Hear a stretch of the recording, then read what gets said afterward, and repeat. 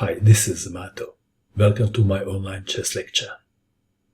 In this video I will show you a game between Hermann Brameyer and Wolfgang Dietze.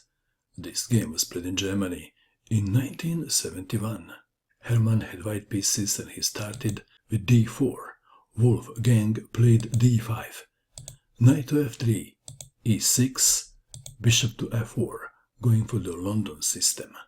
Knight to f6, e3, bishop to e7, knight from b to d2, knight from b to d7, bishop to d3, Wolfgang castled kingside, white move. The standard London system move is c3. If castling, then black can play knight to h5, attacking the bishop. So in this position, Hermann played knight to e5. Knight to h5 doesn't work now, does it? This variation of the London system is called Pereyra Attack. Manuel Pereyra Puebla played it quite often. Black to move. Rook to e8. Queen to f3. Knight to f8. White to move. This is a very interesting moment of the game. How would you continue? What would you do? Perhaps castling kingside comes to mind, do you agree? Or maybe castling queenside. Both moves seem fine. Hermann didn't want to show his cards. He played g4.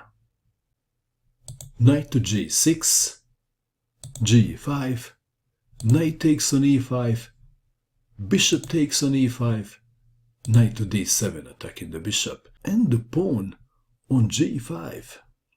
Suddenly it looks like that white is in trouble. Would you save the bishop or the pawn? If you save the pawn, you lose the bishop. If you save the bishop, you lose the pawn. How would you defend? Please pause and find the best defense for white. Did you pause? What did you find? Did you find this defense? I think it's wrong to call it defense, isn't it? This is check. King takes on h7. This is not the standard Greek gift. Queen takes on f7 for a sacrificed piece. White has two pawns plus the attack on the black king. The threat is queen takes on g7, checkmate. Knight takes on e5. White to move. And to play the obvious. What is the obvious? Hermann played queen to h5 check. If d takes on e5 first, then bishop takes on g5, and after queen to h5 check, bishop to h6. So Hermann played queen to h5 check, king to g8, and only now d takes on e5. Bishop to c5. If bishop takes on g5, then rook to g1. If bishop goes to e7, white can win a few different ways. Perhaps the simplest way is queen to g6. And after bishop defends the pawn on g7, then knight to f3 with knight to g5 and queen to h7 checkmate to follow. Unless black takes the knight on g5 with the queen and loses his queen. Back to our game. Bishop to c5 was played. And now white plays the obvious. What is the obvious? g6, queen to d7, rook to g1. I guess queen to h7 check is also winning.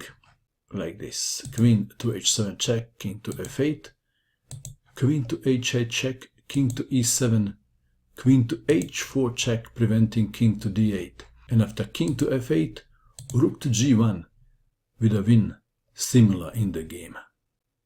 Back to our game. So we have rook to g1 first, Queen to b5, attacking the pawn.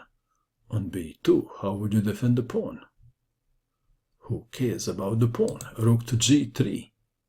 One of the threats is rook to h3, and then queen to h8 checkmate.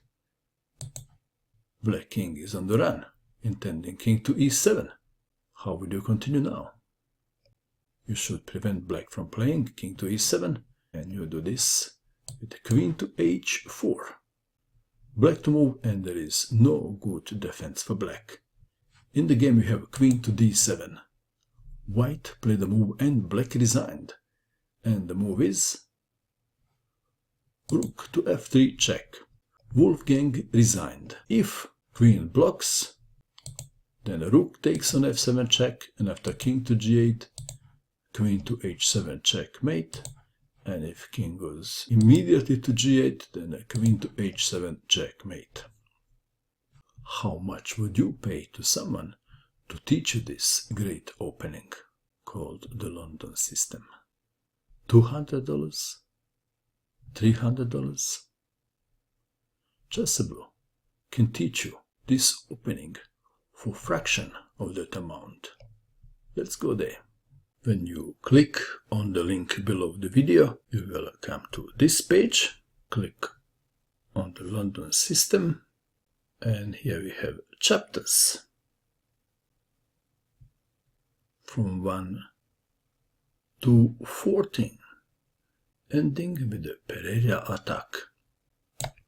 On the right here you have a book tree. Okay, let's start. We play d4. And these are the moves that black can throw at you. You don't need the chessboard to practice this opening. Okay, which move will pick for black? This is the most played move, knight to f6. And then we play bishop to f4. g6 is the most played move by black. Then we can play e3 or knight to f3. After e3, bishop to g7. Knight to f3. Castling, bishop to e2, black to move. The king Indian players play d6. d5 is played by the Grunfeld defense players. c5 is played by the Benoni players. And who plays knight to h5? The bishop hunters play this move. Okay, let's return to our book. Browse. This is preface. You read the text. I have read the text. Browse.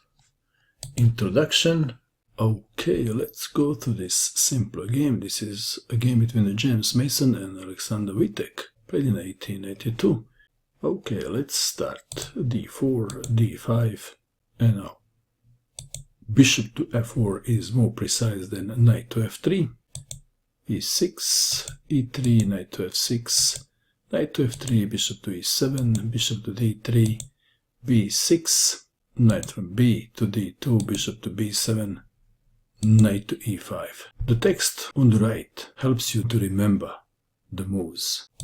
a6, c3, knight from b to d7, and both players castle king's side.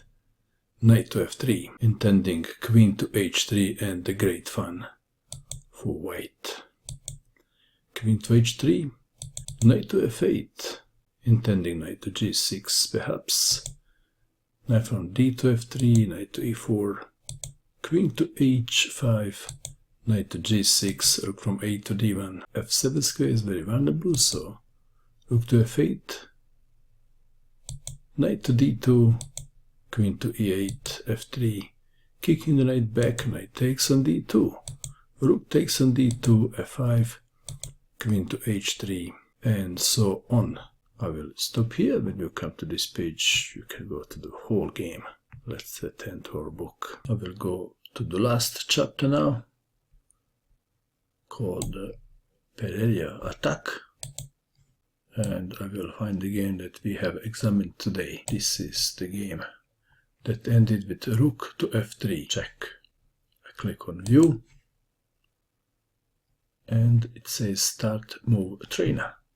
Study. D4. Black plays the move.